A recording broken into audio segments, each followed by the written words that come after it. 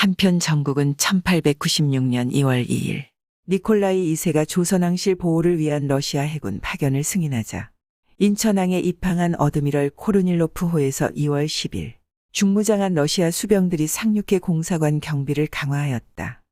1896년 고종 33 2월 11일 새벽 궁녀들이 타는 가마 두 채가 몰래 경복궁 영추문을 빠져나와 러시아 공사관에 도착하였고 주상과 세자가 내린 러시아 제국공사관으로 이어 고종실록을 성공한 것이었다.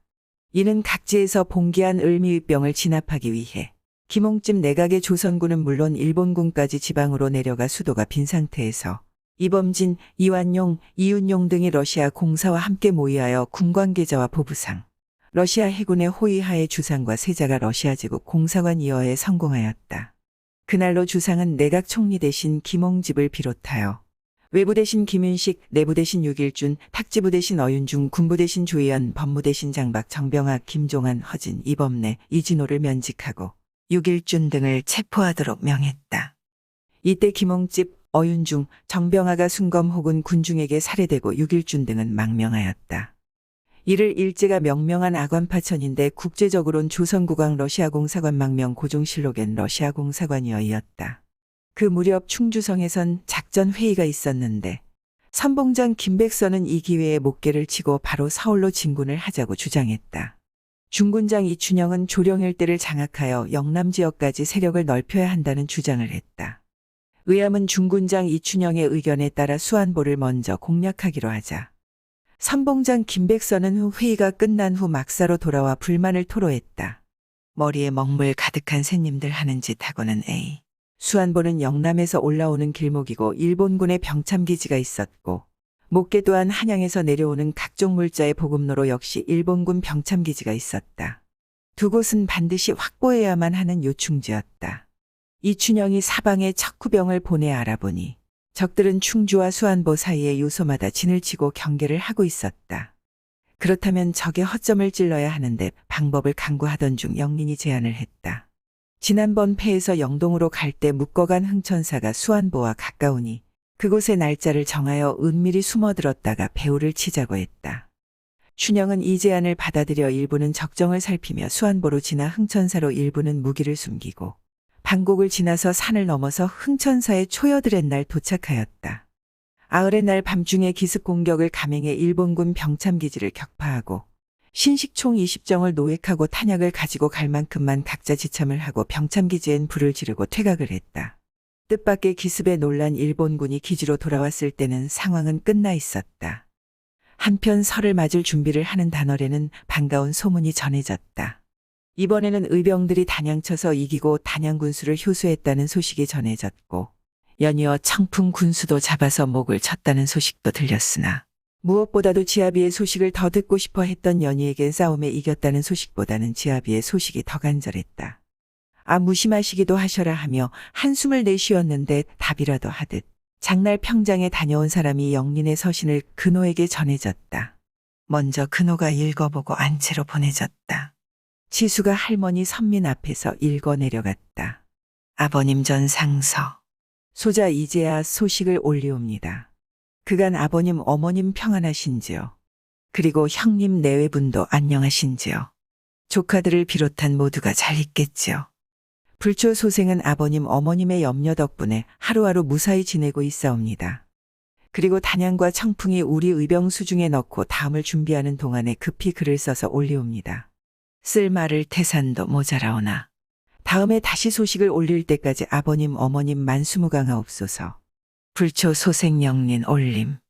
연희는 치수로부터 이야기를 전해 듣고 너무 설레고 기뻐서 잠을 못 이루다가 늦잠까지 잤다. 그리고 설이 지나고 열하룻날 의병이 충주를 빼앗았다는 소식을 소문으로 들은 치수가 제일 먼저 연희에게 달려가서 어머니 의병이 충주성을 빼앗았대요. 그래 듣던 중 반가운 소식이구나. 그래 아버님은 무사하시다더냐. 내 어머니 잘 계신답니다. 들은 이야기는 없었지만 치수는 둘러댔다. 그러나 기흥에서 무기를 공급받은 일본군 세계 중대가 집요하게 충주성을 공격해와 충주성 수성이 만만치 않아지자 작전회의에서 이춘영이 지난번 수안보 공습은 절반의 성공이었습니다. 이번엔 수안보를 아주 장악하여 충주가 위험하면 퇴로 겸 영남의 길목을 확보하는 게 어떠신지요? 아닙니다. 한 번 쓴 전략은 다시 쓰는 게 옳지 않습니다. 이번에는 적의 허를 찌르는 것이 나으니 가흥을 전격적으로 습격하는 게 나을 듯합니다. 병력으로 보나 수비 상태로 보아 수안보를 공습하는 게 낫습니다. 아닙니다. 지금 가흥에는 충주를 공격하기 위하여 비어있으니 거기를 공략하여 성공하면 보급을 못 받은 적은 스스로 물러날 것입니다. 그러나 이춘영의 제안이 채택되자 작전회의를 끝내고 나오면서 김백선은 낙심하여 샌님들 하는 짓하고는 하면서 투덜거렸다. 보름날 밤 이춘영은 의병들을 이끌고 수안보 일본 병참기지 습격을 나섰으나 포위망에 걸려들어 총을 쏘며 항전을 독려했으나 총탄을 맞고 절명했다. 졸지에 중군장을 잃은 의병들은 사방으로 흩어지고 영린도 급히 산을 넘으며 가시덤불에 옷은 찢기고 남바위는 간 곳 없고 온몸은 상처투성이가 되어 충주성에 도착하여 의암에게 패전과 이춘영의 절명을 아뢰었다. 소식을 접한 의암을 크게 탄식을 하며 몸이 휘청거렸다. 그 무렵 주상은 러시아 황제 니콜라이 2세 즉위식에 민영환 특사를 파견했다.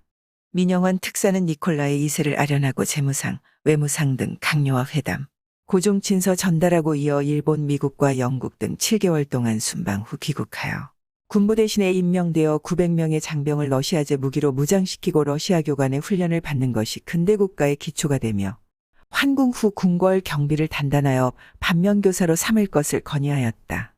그 무렵 충주에서는 수안보 패전으로 사기가 크게 떨어졌는데 충주성을 되찾으려는 일본군과 관군의 집요한 공세가 계속되고 있었다. 설상가상으로 군사 이밤 주용규가 남문 누각에서 전투를 독려하던 중 유탄을 맞아 급히 지혈하고 상처를 묻고 하였으나 의암의 손을 잡고 숨을 거두고 말았다. 의암은 2살 아래에 동문수학한 이밤을 잃은 슬픔이 매우 컸다. 그리고 25닷새 날 보름을 넘게 장악하고 있던 충주성을 눈물을 머금고 내어주고 말았다. 충주를 빼앗기는 바람에 호설을 통하는 관문을 내어주었으니 물자의 조달이 어려워지고 의병의 입지는 좁아졌다. 충주성을 내어준 호저 의병들의 주요 공략의 대상은 가흥과 수안보에 있는 일본군의 병참이었다.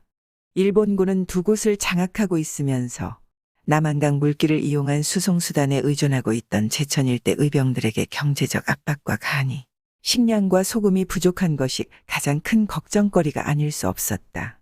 천둥산 아래 남한강이 휘돌아 나가는 내창에 진을 치고 있던 의병대장 의암은 국면을 호전시키기 위하여 김백선을 선봉으로 하고 충주 쪽의 적을 방어하고 있는 후군장 신지수, 좌군장 우기정과 우군장 안성애 등과 함께 가흥을 공격하라는 명령을 내렸다. 김백선으로서는 그동안 자신이 주장했던 것이 실현되어 오늘을 기필코 성공하여 그동안 참아왔던 모든 것을 보여주리라 다짐했다. 영리는 김백선의 소초장으로 편성되었다. 적이나 의병이나 남한강을 건너서 적을 치는 것엔 부담을 품고 있는데 무엇보다 강을 건너서 교두보를 확보하는 것이 중요했다. 2월 초순의 깜깜한 밤에 우선 선봉장 김백선이 강을 건너서 차름대 늪에 도착해 교두보를 확보하고 신호를 보내자 바로 후군장 신지수의 부대도 강을 건너서 차름대 늪에 도착하였고 좌군장 우기정도 마을 뒷산을 돌아 협공을 위해 떠났다. 후군장 신지수의 부대는 차름대 늪과 산두늪 사이에 있는 작은 동산이 있는데 그곳에 숨어 있다가 만약 김백선의 부대가 그곳에서 공격을 당하면 동산을 확보해서 협공을 약속하고 떠났고 멀리 마을에서는 개 짖는 소리가 들렸다. 선봉장 김백선은 조심스럽게 산두늪 쪽을 향하여 들어가자 경칩이 지나 요란스럽게 울던 개구리의 울음소리가 김백선 부대의 움직임에 따라서 조용해지자 김백선은 아차 경칩이 지났구나. 며칠 전에 작전이 시작되어야 했는데 하면서도 불안해하며 약속대로 움직이면서 제발 인근 사람들이 개구리 잡아먹으러 산두늪에 나온 것으로 착각해다오. 그러나 불행하게도 산두늪을 지날 무렵 일본군의 사격이 시작되었다. 빗발치듯 쏟아지는 총탄 속에서 분전을 계속하며 어서 후군장이 협공에 나서주기를 기다리고 있었지만 후군장 신지수 역시 작은 동산 아래서 적의 저항에 부딪혀 조금도 산 위로 올라가지 못하고 있었다. 적들이 알고 준비하고 있는 습격은 습격이 아니고 무모한 도전에 불과했다. 김백선으로서는 어쩔 수 없이 50여 명의 사상자를 남기고 후퇴 명령을 내렸다. 영린도 급히 후퇴하여 배에 올라 강을 건너 돌아왔다. 좌군장 우기정이 급히 옆으로 돌아와 작은 동산 아래서 고전을 하는 후군장을 도와 차름대늪 쪽으로 후퇴를 할 수가 있었다. 생각에는 후군장 신지수가 동산에서 적과 교전을 하는 사이 선봉장 김백선과 좌군장 우기정이 본진을 습격하여 성공하게 되면 동산에 있는 일부 병력쯤이야 내일 날이 밝으면 고립된 것을 알면 쉽게 쳐서 이길이라고 생각했으나 교전의 시작은 선봉장 김백선의 부대와 시작이 되었으니 모든 작전이 실패로 돌아간 것이었다. 천신만고 끝에 갑발기 무렵까지 겨우 목숨을 건져 강을 건너 돌아왔다. 그날 바로 회의가 열렸고 제일 먼저 김백선이 입을 열었다. 아니 며칠 전에 했어야지 누굴 죽이려고 경침이 지나서 습격을 내보내요. 그리고 300이 넘는 의병이 40명에 불과한 외놈들을 때려잡지 못한 건 신지수 부대가 제대로 협공을 못했기 때문이요. 진격하라고 소리만 질렀지. 적을 향해 달려드는 이가 하나 없는 군대가 뭔 군대요. 그것도 앞서서 싸워나가야 할 양반님들은 죄다 뒤에서 달려드는 척. 신용만 하니 무슨 싸움이 된단 말이요. 뭐라? 신용이라니. 신지수가 발끈하여. 이놈이 반상이 무너졌다고 함부로 막말까지 하는구나. 너 또한 단발령을 속으로 즐기는 것 아니냐. 어디 감히 양민 주제의 사대부를 농락하려 들어. 내 놈이 동학난 때 포수대로 용맹 좀 떨쳤다고 양반이라도 된 줄 아느냐. 싼 것은 천하가 뒤집혀도 싼 것일 뿐이야.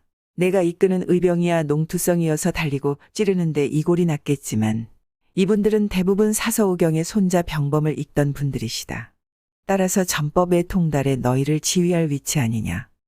한데도 지체 높은 양반 보고 천것의 사병이나 하라니. 강상의 도가 일이 무너졌더냐. 우기정이 신지수를 거들었다. 팔척장신의 험상궂은 김백선의 얼굴이 일그러져 사천왕상이 되어 분함을 못 이겨 부들부들 떨더니 뭐 이런 비렁뱅이 같은 놈들을 봤나.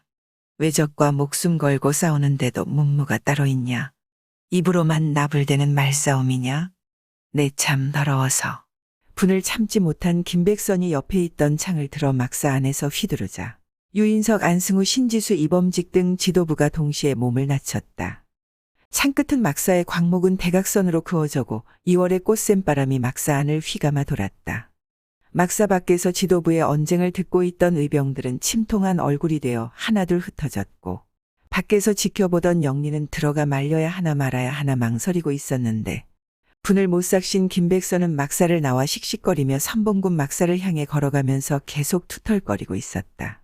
양반은 빌어먹을 양반, 나도 시험을 쳐서 무관으로 들어갔고 글도 읽을 만큼 읽었다 놈들아.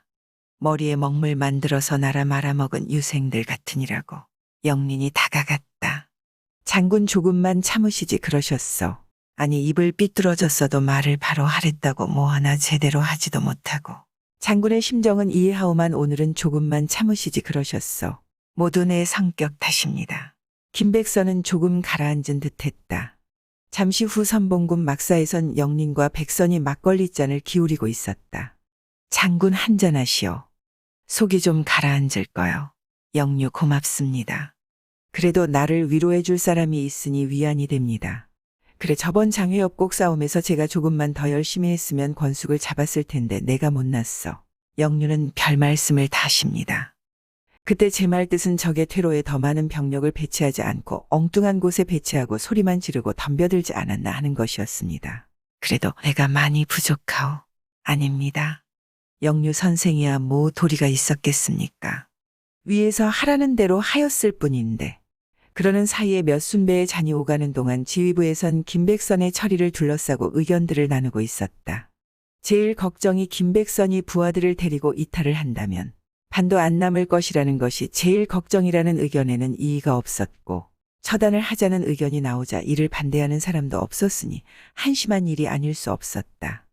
얼마 후 김백선의 군막에 의함이 보낸 의병들에 의해 김백선을 포박을 지었다.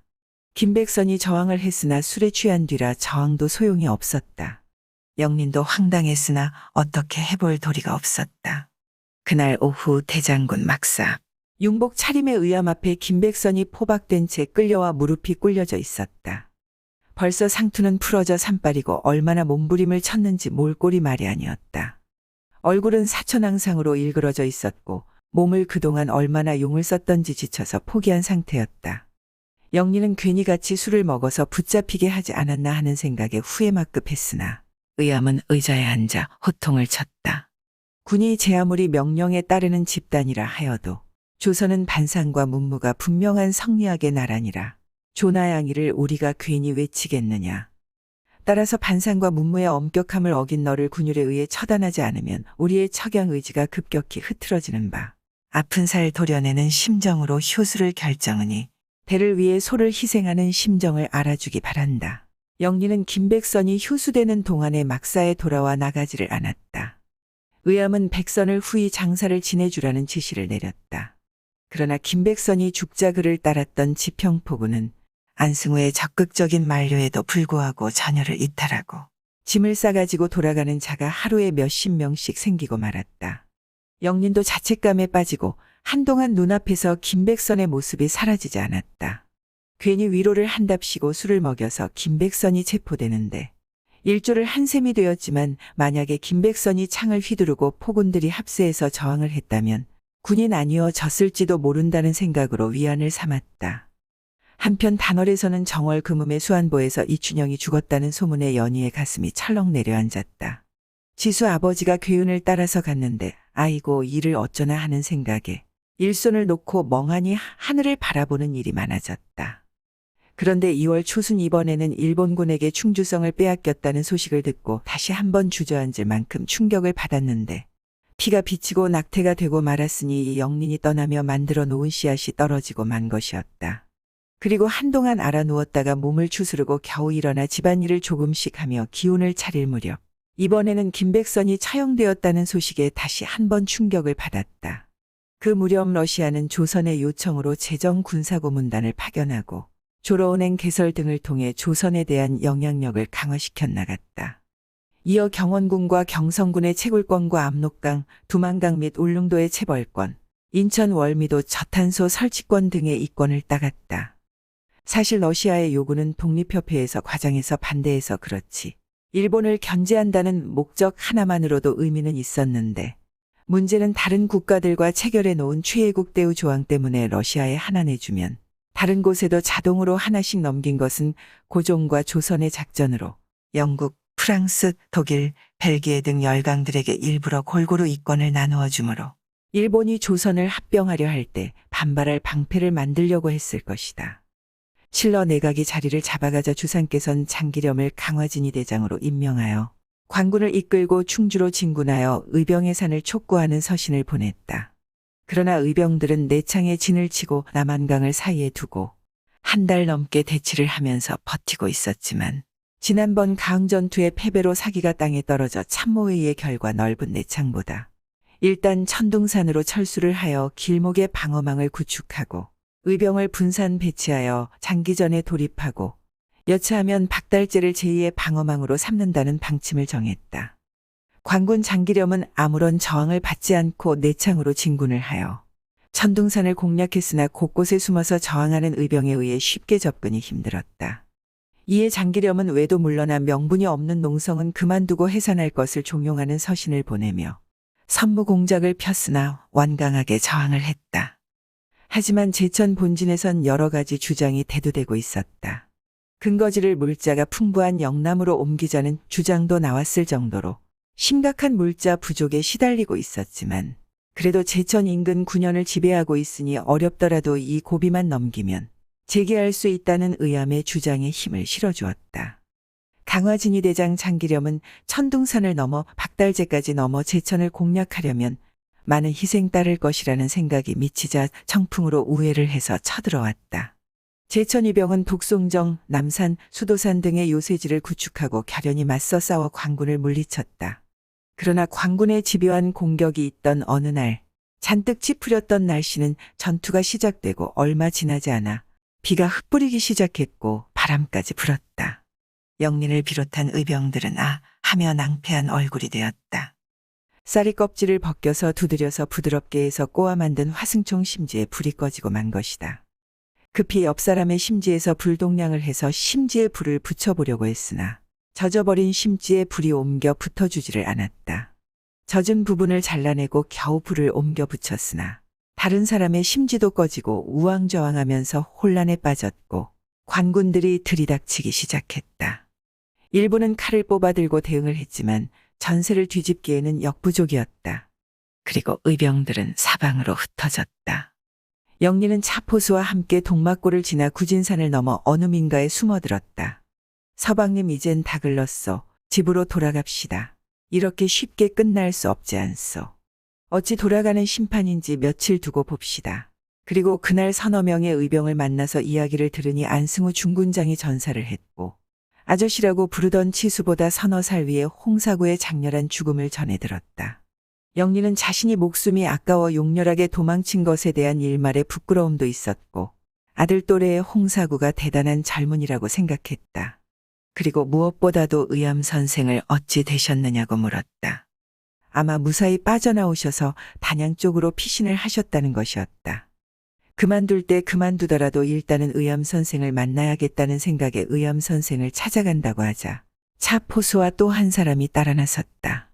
영린 일행은 산을 넘고 파랑을 지나서 서너 명의 의병을 만나서 물어보니 의암 선생이 매포나 상계로 가셨을 거라고 했다. 한나절 만에 매포에 도착하였으나 선생을 행방을 수소문하여 보니 상계의 집결에 있는 것을 확인되어 상계로 가서 의암 선생을 만났다.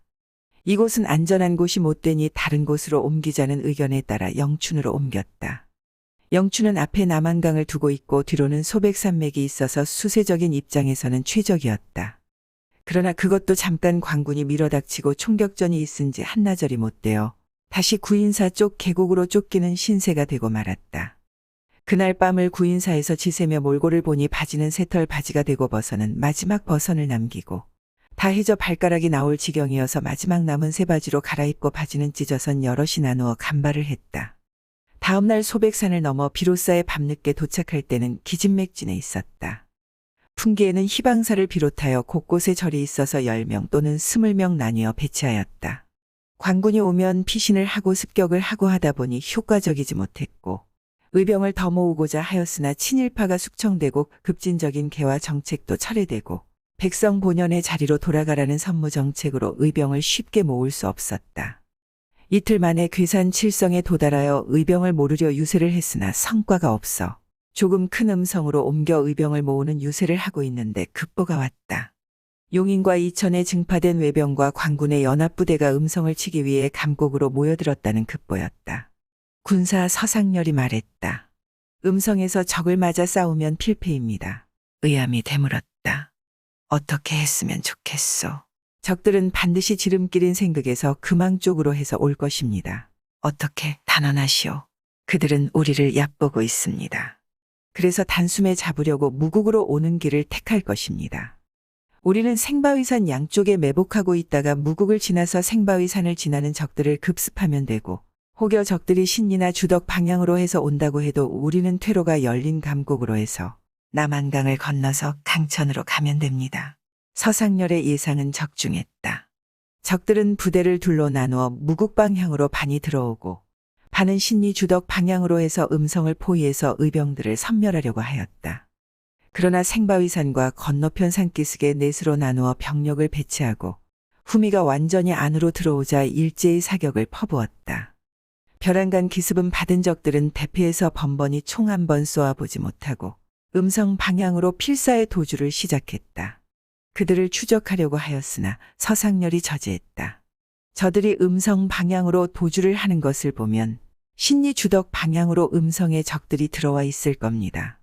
적을 꿰뚫어보는 서상렬 군사의 능력을 감탄했다. 의병들은 생극을 지나 감곡에 도착하였으나 감곡 역시 작은 병력이 주둔하면서 적을 맞아 싸우기는 적당하지 않았다. 그리고 처음부터 계획했던 대로 청미천을 따라 내려가서 남한강을 건너서 망제산을 넘어서 삿갓봉 아래 가마굴에서 하룻밤을 지내게 되었다. 그날 밤 영린과 차포수는 하루만 걸으면 갈 수 있는 곳까지 왔으니 집으로 돌아갈 것이냐 아니냐를 놓고 많은 생각을 해야 했다. 차포수는 이제 돌아가시오. 서방님은요? 나야 집으로 가봐야 뾰족한 수가 없고 남아서 끝을 봐야 할 것 같소. 차포수도 생각해보니 집으로 돌아가봐야 자기도 젓가락 하나 꽂을 만한 땅도 없는데 하는 생각과 떠나올 때 그노로부터 우리 영린을 잘 부탁하네 하면서 자네 식솔은 내가 책임지겠네 하던 말이 떠올라 망설이다가 그럼 저도 안 돌아가렵니다. 이튿날 하루를 걸어서 대화장터에서 나라를 바로 세우자고 일장 연설을 했지만 따라 나서는 이가 별로였다. 다음 날은 영월로 평창으로 정선으로 대관령을 넘어 강릉까지 가서 의병을 모으려 노력을 했으나 명분이 약하고 때가 농사철로 접어드니 의암의 뜻대로 되지 않았다. 그래도 의암을 따르는 의병은 200명 남짓의 양구에서 소규모 전투를 벌여서 또 한 번의 승리를 하였으나 마땅한 근거지를 마련하지 못하자 회항에서 닷새 후에 만나기로 하고 20-30명씩 흩어져 일부는 평강 쪽으로 일부는 금강산이 있는 통천 쪽으로 떠났다. 영리는 20여 명과 함께 금강산 쪽으로 길을 잡았다. 이왕이면 천하제일 경도 구경하고 강원도 아리랑에 나오는 유점사를 보고자 하는 생각에서였는데 비록 형색을 초라하였으나 오랜만에 싸움을 잊고 유랑하는 폭이 되었다. 양구를 떠나 이틀 만에 금강산에 도착했다. 과연 아름다웠다. 거기서 영리는 서산대사의 부도 앞에서 걸음을 멈추었다. 노구를 이끌고 제자 사명단과 함께 나라를 구했다는 이야기는 늘 들어서 알고 있었지만 이렇게 마주 대안이 숙연해지지 않을 수 없었다.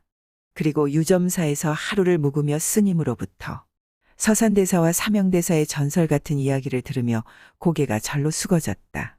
회양에서 유세를 했지만 더는 의병을 모으지 못하고 조금 크다는 안변으로 가서 유세 중 외놈들이 들이닥쳐 전투 중 군사 서상렬이 총을 맞아 피신 중 절명하여 의암을 크게 슬퍼하면서 탄식을 했다. 영리는 아니로구나. 이렇게 해서는 안 되겠구나.